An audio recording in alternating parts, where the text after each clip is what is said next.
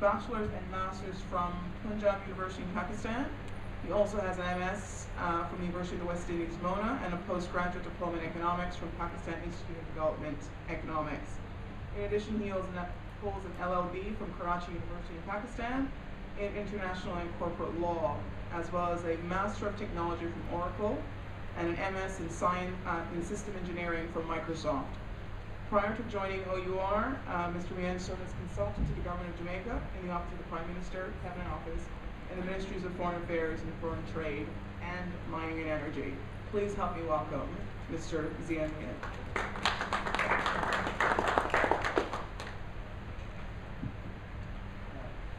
Thank you, Dr. Wilson. Let me first endorse what Dr. Albinder mentioned about his 1980s experience with this particular conference center.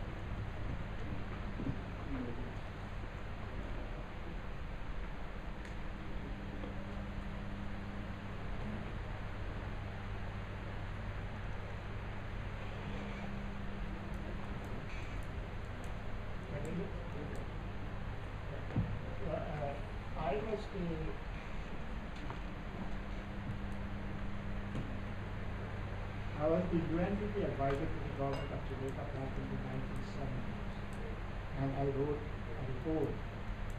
Then I came back in 1985 from the World Bank, and I wrote a report on the energy sector.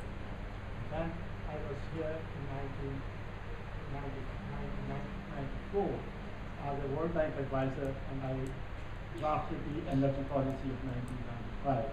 And then I have been involved with the energy policy drafting, the last energy policy. And believe me, nothing has changed.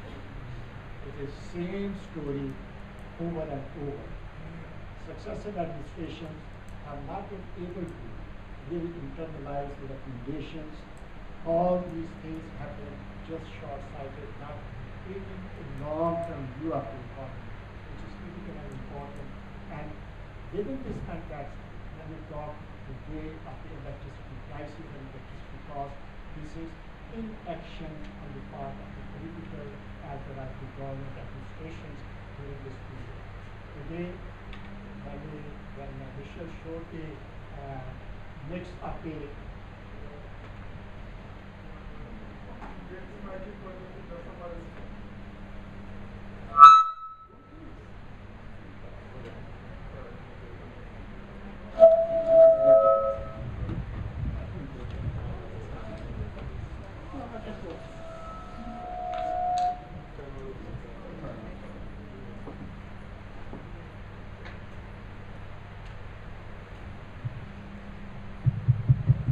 Thank you. I hope this one is better. Can you hear me? Yes. Then Michelle showed some numbers, and she showed that there is a lot of diesel generation. And diesel generation is because of the lack of investments, on-time investments into the power generation, the expansion of power generation, so that we have ended up adding the capacity on an emergency basis where all these plants have been more what you call the diesel-based, and today most of our diesel-based plants are also running as base load, and this is the problem which we have faced. I remember back in the 90s, we have recommended to the government of Jamaica that actually 2002 plant, which is to come online, should be a coal-based, coal-fired power plant, and all the work for that plant was done. No decision was made in order to go ahead, and there's a 5 to 7 years actually time there which is required. So this gives you a sort of a background that what has been happening and why we are where we are. I am at the regulatory agency, and regulator has some specific responsibilities and obligations. I, as a regulator, at the OUR as a regulatory agency which regulates the 4 utilities, 4 or 5 utilities basically, the electricity sector, the water and sewage sector, the telecommunication sector, and the economic tariffs of the transport sector is responsible for these utilities. So this agency has a more wider oversight of what is really happening in the economy and in the utility sector. So as a regulator, what the regulator has to be responsible and have the obligation to is ensuring that there is a reliability of the service, there is a stability of the service, there is affordability of the service, there is the quality of service, and in addition to that, there is a fifth element which is critical, and that is they perform a delicate balancing act to bring the, to align the private behavior with the public interest, to ensure the sustainability and the security of service to the country. And this is what the regulator is responsible for. If the regulator is unable to provide these, then regulator is not performing his job. Now, as far as the environment for investments is concerned, these are the elements which do have, but at the same time, that environment is not created by the regulator. Regulator actually takes the policy and the legislation and implements it. That is the regulator's job. The environment really comes from the government decisions, and the government then makes the policy and the legislation, which then comes to the regulator, and the regulator has to implement it. And this is how the regulator, and the relationship between the regulator and the government is. The issue or the way the regulator has had the power of the utilities, the electric utility in Jamaica, there are a number of actions which the regulator has taken, a number of areas where regulator has provided the support or help, which include the economic dispatch, which means that the various, as you all know, that there is a competition in the power generation. So the regulator makes sure that the least cost units go online first before the higher cost units can be dispatched, and that is the responsibility of the regulator to make sure that that happens. Then ensuring the quality of service and establishing the standards for the quality of service which are there. Then wheeling of electricity, which has been discussed, which was mentioned by the minister this morning. And we are working on having the cost of service study completed, which is expected to be completed by August this year. Then we will go into consultation, and that will become the basis for how the wheeling will be allowed, at what basis, and at what price the wheeling can be done, or what will be the tariffs of the wheeling. Then there are, what we have already done is establish the standard offer contract for bringing the small up to 100 kilowatt systems, solar panels, or these wind farms, or wind generation systems onto the national grid, and they can sign a contract. And we have also achieved another milestone within this, that the smaller generators systems up to 5 kilowatt, they said that they had problems with the insurance and all that, and that insurance issue has been addressed for those, because they don't have to have a special insurance as long as they can demonstrate that certain conditions of the system are met. Then the new capacity up to 25 megawatt, which is the renewable capacity or otherwise, can be brought on the system without competition.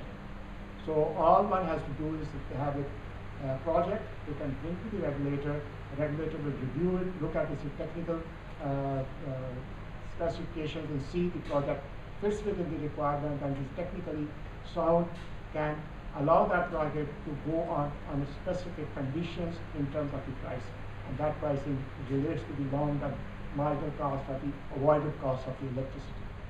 And I may mention to you that the 360 megawatt power project which is coming, which is based on the gas, the estimated cost of that particular electricity on the system, if the gas price was $8.50 per million BTU, there will be 11 cents per kilowatt hour. So we have to be cognizant that what really is the price of electricity when we are using different systems. Also, the regulator goes and invites request for proposal for any proposal or project which is 25 or over, 25 megawatt or over. Both, right now we have been reluctant to go ahead for the renewables because the renewable have been an exclusivity of the Petroleum Corporation of Jamaica, so nobody else could really enter into it. The minister has already agreed that we have already done the legislative piece, which as soon as is made public, the regulator will be going into the market to invite the bids for the renewable electricity which can be brought onto the system based on a competitive basis, and this will be open to any technology and any source which is available. The other thing what the regulator does is to ensure that its objectives are met is the monitoring of the system. It monitors to see that all the conditions, the license conditions, the mandates, are the conditions which the regulator has imposed are all being met by the service provider, and if they are not met, it can take action against them. Unfortunately, the Jamaican regulator does not have that kind of enforcement powers which are available to other regulators in either the United States or UK or in other countries. But hopefully we will be able to get some of those powers so that we can enforce the regulatory decisions more effectively than we can. Now, these are some of the areas which actually give you the flavor of that what the regulator is involved with. But regulator also gets involved in advising the government to show that when they are formulating policy, or they are going on a certain project or certain strategies, the regulator under the law is able to advise the administration that the course should be taken. Now, regulator can put all the options on the table, and the objective of the regulator basically is to ensure that the decision makers know the consequences of their decision before they make it. Now, the decision is not the of the regulator. Decision is made by the political directorate and the administration, who have to also take into account their agenda as well as their manifesto which they have promised the country before coming into power, and those things are taken into consideration. And once they establish a policy and legislate it, then regulator has the obligation to make sure that those policies and those legislations are implemented accordingly. So I think these are some of the areas where I thought I could share with you, and if there are specific questions, I'll be happy to answer, because you have already lost a lot of time, and I think I will try to keep it as short as possible. Thank you.